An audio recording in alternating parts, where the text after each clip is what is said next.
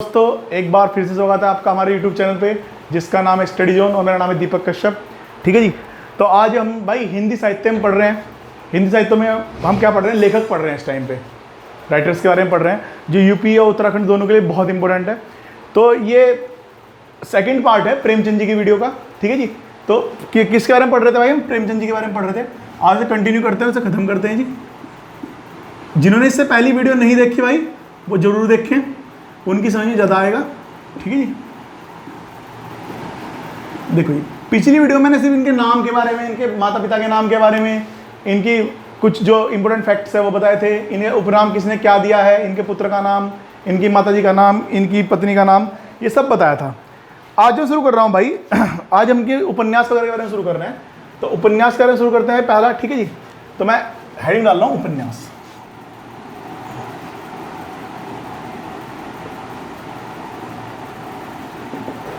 देखो जी, इनके उपन्यास के बारे में बात करते हैं। तो देखो जी, इनका जो उपन्यास है वो कौन कौन से है। नंबर 1 रणभूमि। रणभूमि। नंबर 2, ये कोई भाई सीक्वेंस नहीं है कि ना पहले आई बाद में आई, मैं ऐसे ही लिख रहा हूँ बस, कुछ भी सीक्वेंस नहीं है इनका। काया कल्प। नंबर 3 निर्मला। नंबर 4 गबन। नंबर 5 गोदान। नंबर 6 कर्मभूमि। ठीक है जी। और नंबर 7 और सबसे इंपॉर्टेंट, देखो जी, नंबर 7 और सबसे इंपॉर्टेंट है वो है मंगलसूत्र।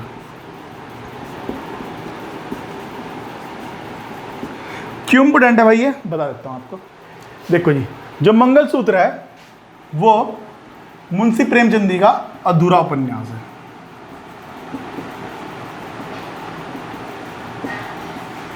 क्यों अधूरा है कि 1936 में जब ये लिख रहे होंगे तो इनकी मृत्यु हो जाएगी, तो इसलिए अधूरा रह गया, आज तक ये कंप्लीट नहीं हुआ भाई। ठीक है।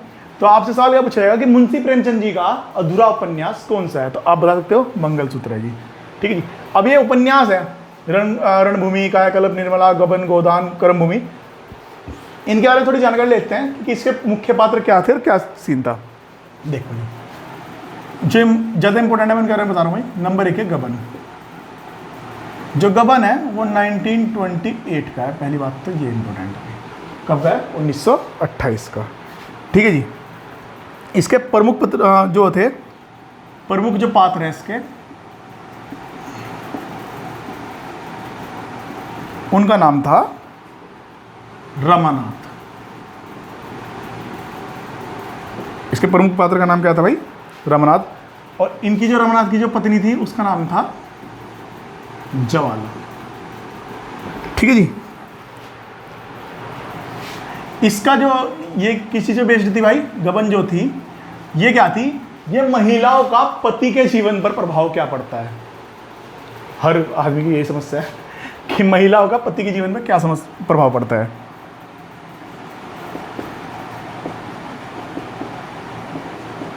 महिलाओं का पति के जीवन पर प्रभाव, यानी शादी से पहले आदमी कैसा होता है, शादी के बाद कैसा हो जाता है।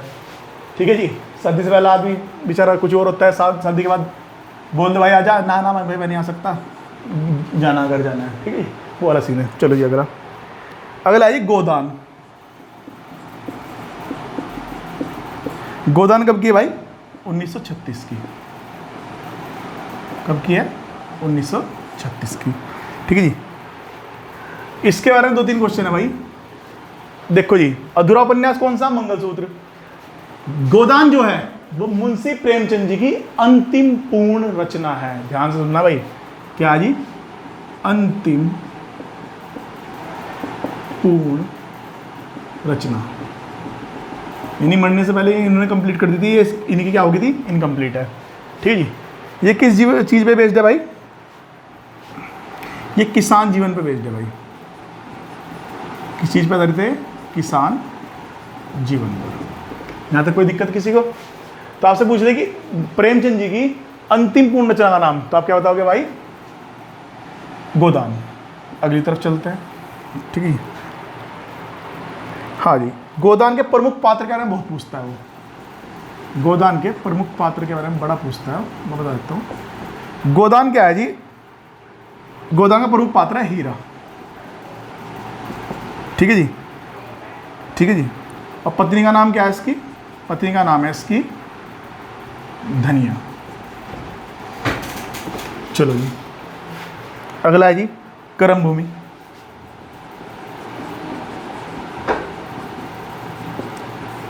अगली कौन सी है भाई? कर्म भूमि। ये कब की भाई? 1932 की, ठीक है जी। ये कब की है? 1932 की। ये बहुत इंपॉर्टेंट है भाई, क्योंकि जो कर्म भूमि है वो अछूत समस्या पे, यानी आर्टिकल 17 जो आप पढ़ते होंगे संविधान में, अनटचेबिलिटी पे है, यानी अछूत समस्या पे था ये, और मंदिरों पर प्रवेश पे बेस्ड थी ये। तो किसी पे भाई ये अछूत समस्या और मंदिरों प्रवेश। तो आपसे पूछ सकता है कि कर्म भूमि किस चीज़ से बेस्ड थी, तो थी अछूत समस्या और मंदिरों में प्रवेश के बारे में थी जी। चलो जी, फिर है जी निर्मला। अगली कौन सी है भाई? निर्मला। देखो जी, ये कब की है भाई? 1924 की है, ठीक है जी। ये क्या था भाई? ये दहेज प्रथा पे बेस्ड है जी। किस चीज़ पे है? दहेज प्रथा पे, ठीक है जी। चलो जी, इनका उपन्यास के बारे में बात करते हैं, आखिरी उपन्यास है इनका ये, बात करते हैं। अगला है रणभूमि, ठीक है जी। रणभूमि जो है जी 1924 की है, और किस चीज़ पे बेस्ड है भाई ये? इसका प्रमुख पात्र का नाम क्या है? प्रमुख पात्र का नाम है सूरदास। प्रमुख पात्र का नाम क्या है भाई? सूरदास, ठीक है जी। ये सूरदास जो है ये अंधा भिखारी होता है, उसके ऊपर बेस्ड है जी। यहाँ तो कोई दिक्कत है किसी को? तो ये भाई मैं प्रेमचंद जी के जो उपन्यास थे उनके बारे में जानकारी दिया मैंने, कि गबन 1928 का प्रमुख जो पात्र है रमानाथ है, पति का जवाला है। ये महिलाओं का पति के जीवन पे प्रभाव था जी। गोदान 1936 का अंतिम पूर्ण रचना है, ठीक है जी, किसान जीवन पर आधारित है। इसके प्रमुख पात्र का नाम हीरा था और पति का नाम धनिया था जी, ठीक है। कर्म भूमि 1932 का है, बहुत इंपॉर्टेंट है, अछूत समस्या पे है, मंदिरों के प्रवेश पे है। अगली निर्मला है जी। निर्मला पे क्या है जी? दहेज प्रथा पे है, ठीक है। और फिर रणभूमि। रणभूमि जो है जी 1924 का, प्रमुख पात्र सूरदास है। वैसे आप वीडियो को रोक रहा हूँ भाई, ठीक है, और आगे करते हैं, आप इसे लिख लो तब तक। अब उपन्यास के बाद बात करते हैं जी कहानी संग्रह के लिए। किस चीज़ की? कहानी संग्रह की। देखो जी, मैंने से पहली वीडियो में बता दिया कि इनकी पहली कहानी कौन सी थी, तो मैं आप जिन लोगों ने वीडियो नहीं देखी वो देख लेना जाके, ठीक है जी। देखो जी, कहानी संग्रह में सबसे इंपॉर्टेंट है कि भाई सोजे वतन। इसके बारे में मैंने पहले बता दिया था पहली वीडियो में, पर फिर बता दूंगा, कोई दिक्कत नहीं है, ठीक है जी। अगली है पूस की रात। अगली है भाई ईदगाह, बहुत इंपॉर्टेंट है भाई। अगली है ईदगाह। अगली है भाई नमक पंच परमेश्वर।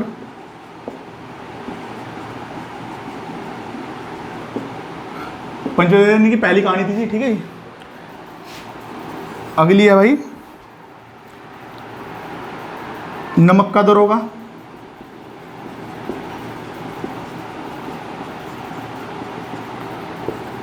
अगली है भाई शतरंज के खिलाड़ी।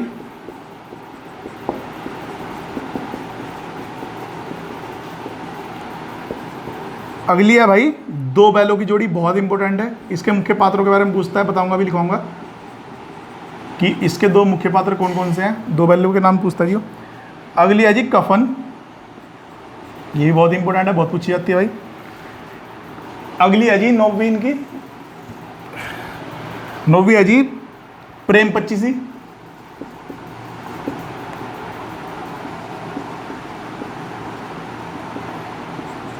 अगली है जी मान सरोवर, सबसे इंपॉर्टेंट है भाई, मान सरोवर, ठीक है जी। चलो जी, देखो जी,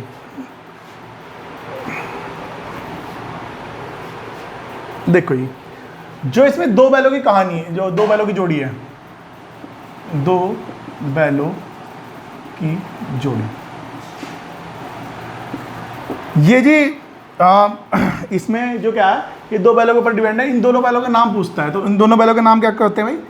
हीरा और मोती। बैलों का नाम क्या होते हैं? और इनके मालिक का नाम पूछ लेता है जी। इनके मालिक का नाम होता है झूसी या झूरी। ठीक है जी। यानी दो बैलों की जोड़ी कौन सी है भाई?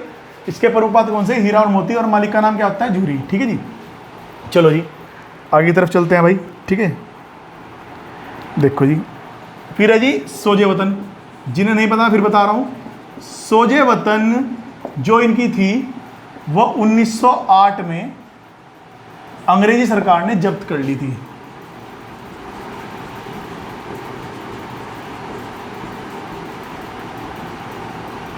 ठीक है जी। चलो जी, अब आगे की तरफ चलते हैं। और अगली है जी इनकी हिंदी की जो पहली इनकी वो थी भाई कहानी, उसका नाम था, पहली कहानी कौन सी थी इनकी? पहली कहानी कौन सी थी हिंदी की? उसका नाम था भाई पंच परमेश्वर। आगे की तरफ चलते हैं भाई। अगली और सबसे इंपॉर्टेंट है भाई, अगली है मानसरोवर।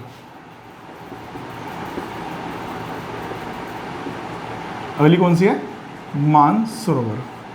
देखो जी, मानसरोवर जो है वो मुंशी प्रेमचंद की क्या भाई 8 भागों में बटी हुई है जी। कितने पार्ट है इसके? 8। तो आपसे पूछेगा कि मानसरोवर कितने भागों में है, तो मानसरोवर कितने भागों में है भाई? 8 भागों में है। यहां तक कोई दिक्कत भाई? चलो जी, अब आगे की तरफ चलते हैं। ठीक है जी। मेरे हिसाब से इसमें आपको जो मार्क करनी चाहिए, कफन हो गया, ईदगाह हो गया, आपको नमक का दरोगा, शतरंज के खिलाड़ी, ये सब आपको याद होनी चाहिए भाई। ये इंपॉर्टेंट थी जिसमें आपके बारे में कुछ पूछता है। ठीक है जी। मैं इस वीडियो को रब करता हूँ भाई और आगे की तरफ चलते हैं भाई। ठीक है, मैं वीडियो को रब करता हूँ भाई। है ठीक। मैं कहानी संग्रह में आगे बताता हूँ आपको कुछ चीज़ें और जो आपके एग्जाम में आ सकती है। मुंशी प्रेमचंद जी की 2 कहानियाँ ऐसी हैं, कितनी भाई? 2, जिनके ऊपर आज आप जानते होंगे, जिनके भी एक डायरेक्टर का नाम सत्यजीत राय, सत्यजीत राय। इन्होंने क्या किया भाई, प्रेमचंद जी की 2 कहानी के ऊपर फिल्म बना रखी है। तो भाई कौन कौन सी है वो? सत्यजीत राय ने कौन कौन सी पे बनाई है? एक तो शतरंज के खिलाड़ी के ऊपर बनाई है जी,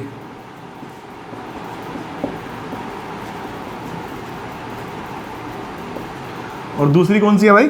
दूसरी है सदगति। सदगति। कोई दिक्कत यहां तक? चलो जी, आगे की तरफ चलते हैं भाई। देखो जी, अगली और मोस्ट इंपोर्टेंट है भाई पूस की रात। पूस की रात, जो पूस की रात है भाई, अगर आप लोगों ने देखा हो, पूस की जो रात है, अगर यदि आप लोगों ने देखा हो तो बहुत समय पहले, बहुत टाइम पहले जब DD1 आता था, तो DD1 पे ना प्रेमचंद जी की कहानी दिखाते थे। ठीक है जी। क्या कहते थे? DD1 पे ना आता था भाई, दूरदर्शन बोलते थे जिसे। दूरदर्शन पे हर सैटरडे संडे में प्रेमचंद जी की कहानी का ना नाट्य रूपांतरण दिखाते थे। यदि आपको देखना है तो आपको यूट्यूब पे मिल जाएंगे सारे वो। तो इसमें पूस की रात की भी कहानी दिखाई थी। तो पूस की रात की में जो मुख्य किरदार था या मुख्य जो पात्र था, यदि आप लोगों ने नहीं देखी तो देख लेना यूट्यूब पे। वो एक कुत्ता था जी। उस कुत्ते का नाम क्या था बेचारे का? उसका नाम था हल्कू। क्या नाम था भाई इसका? हल्कू। ठीक है जी। यानी पूस की रात का मुख्य किरदार कौन था जी? हल्कू नाम का कुत्ता था जी। यहां तक कोई दिक्कत भाई? चलो जी, अगला है जी 2 बैलों की जोड़ी। 2 बैलों की जोड़ी, जो 2 बैलों की जोड़ी है भाई, मैंने उसके साथ बता दिया आपको, फिर भी बता देता हूँ। हाँ, मैंने बता दिया। हीरा और मोती इसके 2 मुख्य वो हैं जी, 2 बैलों के नाम है। ठीक है। चलो जी, अब भाई मैं इसे थोड़ा सा आगे की तरफ चलता हूँ और इसमें जो क्वेश्चन और बन सकते हैं वो आपको बताता हूँ।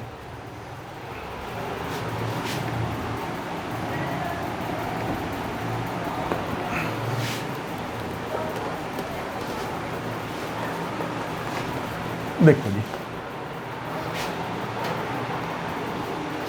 करते हुए कंटिन्यू से आगे थोड़ा सा। ठीक है। देखो जी, सवाल पूछेगा आपसे कि प्रेमचंद जी के गुरु का नाम क्या था। तो प्रेमचंद जी के गुरु का नाम आप सबको पता है होना चाहिए मेरे हिसाब से। उनके नाम पे द्विवेदी युग का नाम जो है उनके नाम पे पड़ा हुआ है, तो याद आएगा आप लोगों को। जिन्हें वीडियो देख रखी है उनके बहुत अच्छे से याद आया होगा। महावीर प्रसाद द्विवेदी इनके गुरु का नाम है भाई। ये अपना गुरु किसे मानते थे? महावीर प्रसाद द्विवेदी जी को मानते थे। यहाँ तक कोई दिक्कत भाई? चलो जी, अब इनके बारे में, इनका एक नाटक है जो बहुत पूछा जाता है भाई, जिसे प्ले बोलते हैं इंग्लिश में, ठीक है। एक नाटक है, नाटक का नाम क्या है? करबला। 1924 का है भाई, बहुत ही पूछा जाता है भाई, ठीक है जी। अगला इनका, इन्होंने एक लेखक प्रगतिशील संघ बनाया था जी। क्या नाम था? लेखक प्रगतिशील संघ जी भाई। ये यूरोप में बना था ऐसे तो बेसिकली, ठीक है जी। यूरोप के वहाँ से इसे वो किया गया था, उस वहाँ से देख के इसे बनाया गया था। अब इसके ईयर में ना बहुत कन्फ्यूजन है। कुछ लोग 1935 मानते हैं, कुछ लोग 1936 मानते हैं, पर जो हम अगर बात करें यूपी की या उत्तराखंड की तो 1936 ही आंसर मानता है, इसलिए आप 1936 इसका राइट आंसर है भाई, आप वो लिख लेना, ठीक है जी। यहाँ तक कोई दिक्कत है किसी को? चलो जी, तो अब इनकी कुछ अन्य कहानियाँ हैं और इस साथ में प्रेमचंद जी खत्म हो जाएंगे जी, ठीक है। इनकी अन्य कहानियाँ जो पूछ सकता है वो, तो मैं वो कहानियाँ लिखनी शुरू करता हूँ भाई, और आप साथ साथ में लिखते चलिएगा, ठीक है। देखो जी इनकी अन्य कहानियों के बारे में, बस देखो जी और कहानियाँ जो इनकी हैं।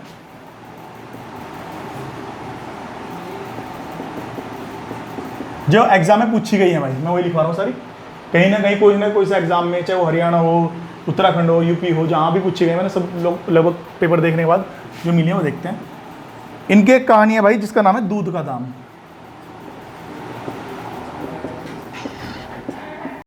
नंबर 2 जो इनके अन्य रचना है वो है परीक्षा।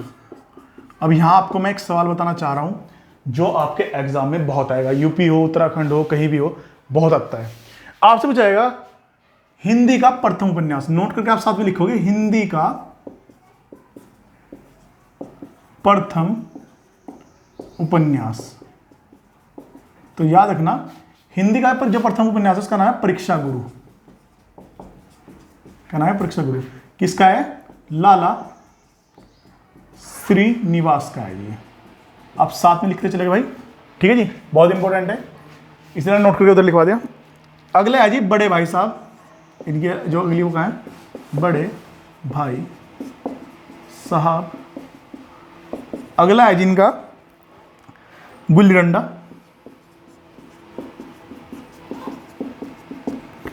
अगला है जिनका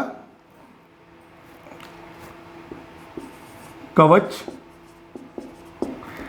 अगला है जी मोस्ट इंपोर्टेंट जो पूछा जाता है बहुत, ठाकुर का कुआं।